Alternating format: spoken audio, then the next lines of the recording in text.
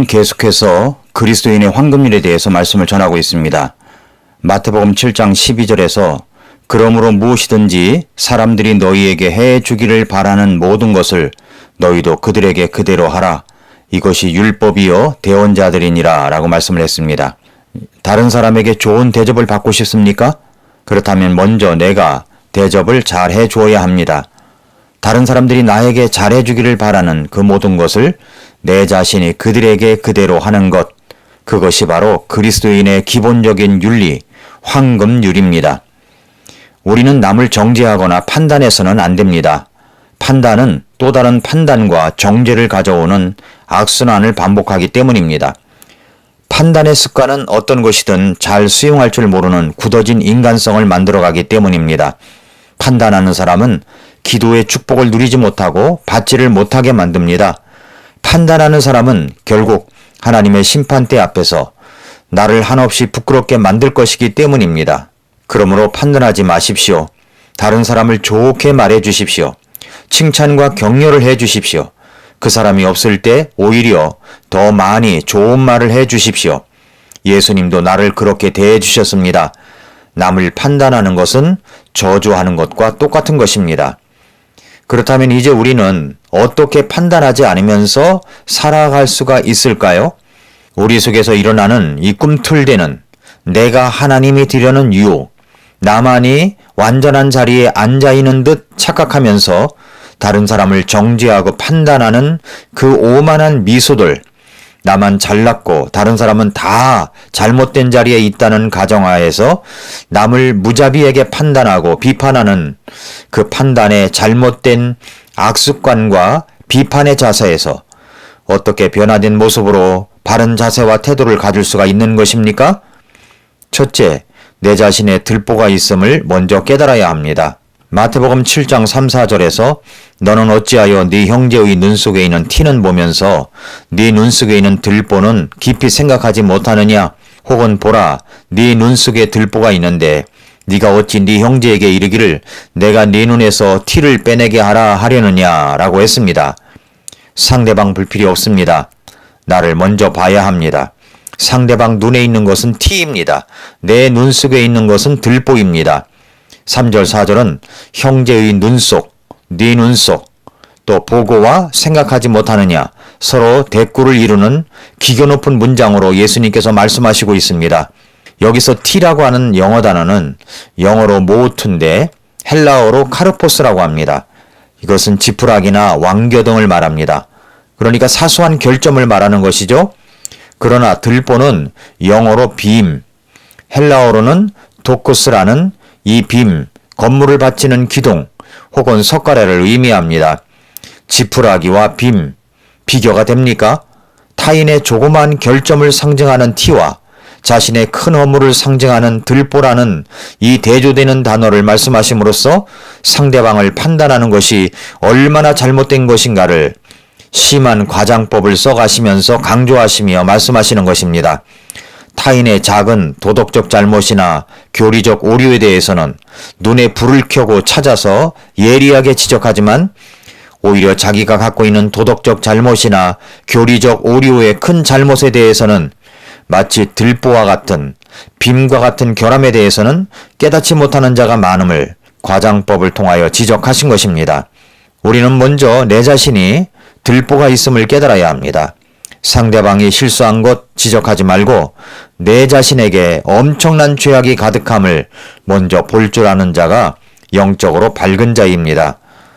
그리스 사람들이 자주 하는 이야기 가운데 이런 유명한 이야기가 있습니다. 사람은 두 개의 자루를 가지고 다닌다고 합니다. 하나의 자루는 앞에 달고 다니고 또 하나는 뒤에다 매달고 다니는데 앞에 있는 자루에는 남의 허물을 집어넣고 뒤에 메고 다니는 자루에는 자기 자신의 허물을 집어넣고 다닌다는 것입니다.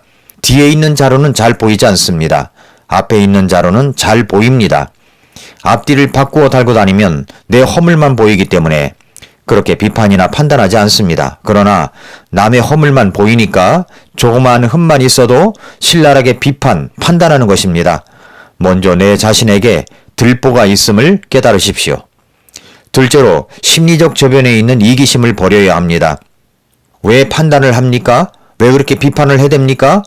자기 비위에 거슬린다는 것입니다. 다시 설명한다면 내가 대접을 받고 싶은데 그렇지 못하다는 말이죠. 내가 먼저 대접받고 싶어하는 이기적 마음의 발동 때문에 그렇습니다. 그 당시 그런 사람들이 바로 바리새인들이었습니다. 잘난 척하는 사람들입니다.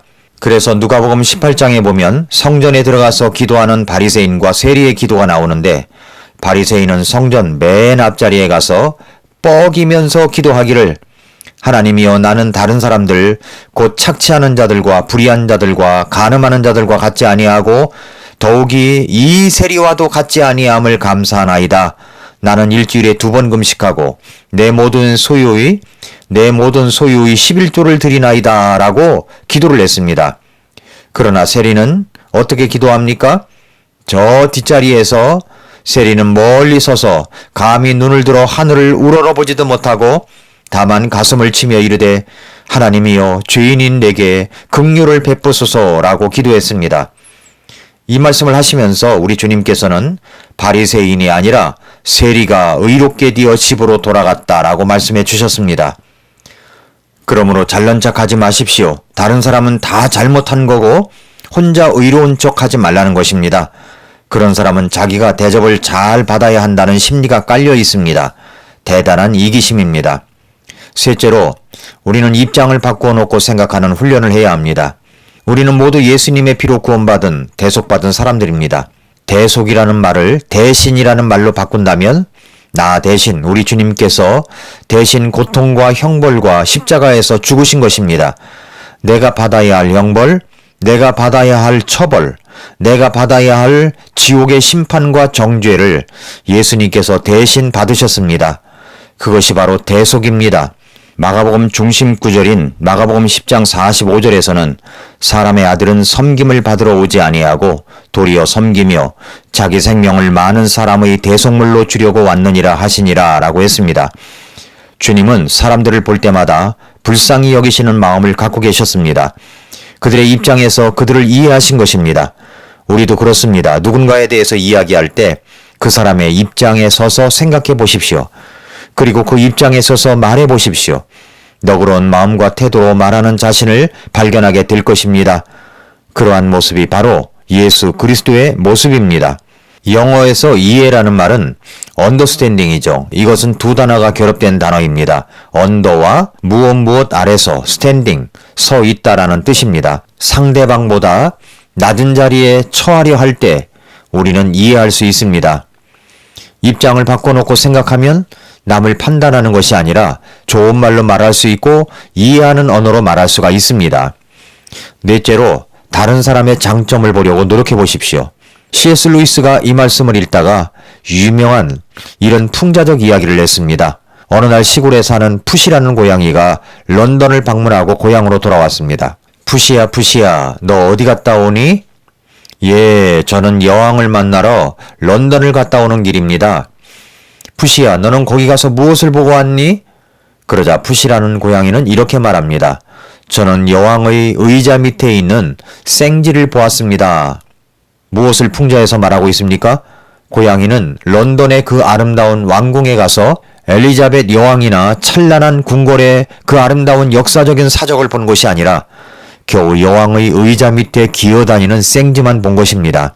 사람들이 각자 갖고 있는 그 아름다움을 보지 않으려고 하는 사람들, 그리고 사람들 속에 있는 이 생쥐 같은 어두운 구석만 찾기에 혈안이 되어 있는 사람들이 있습니다. 남을 판단만 하는 사람들입니다. 여러분은 사람들의 장점을 찾아 칭찬을 하려고 하는 사람입니까? 아니면 어떻게 하면 저 사람의 단점을 들추어낼까 하며 판단하는 사람입니까? 다섯째로 주는 것에서 삶의 의미를 찾아야 합니다. 받으려고만 하면 판단만 생깁니다. 받으려고 했는데 받지 못했다는 그 상처가 상대방을 향해 비수 같은 판단과 비판을 가져오게 합니다.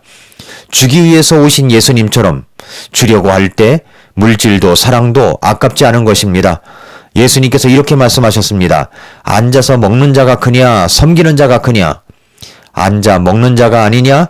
그러나 나는 섬기는 자로 너희와 함께 있다. 뜨끔하지 않습니까? 마지막으로 나를 판단하고 비판하는 사람을 축복하십시오. 마태복음 7장 12절에서 그러므로 무엇이든지 사람들이 너희에게 해주기를 바라는 모든 것을 너희도 그들에게 그대로 하라 라고 말씀을 했습니다. 어떻게 판단하지 않고 살아갈 수 있을까요? 대접받고 싶은 마음, 사람들이 나에게 해주기를 바라는 그 모든 것을 대접받고 싶다면 내가 먼저 다른 사람들에게 그대로 하는 것입니다. 이것이 그리스도인의 황금률입니다. 오늘도 미라클 모닝입니다.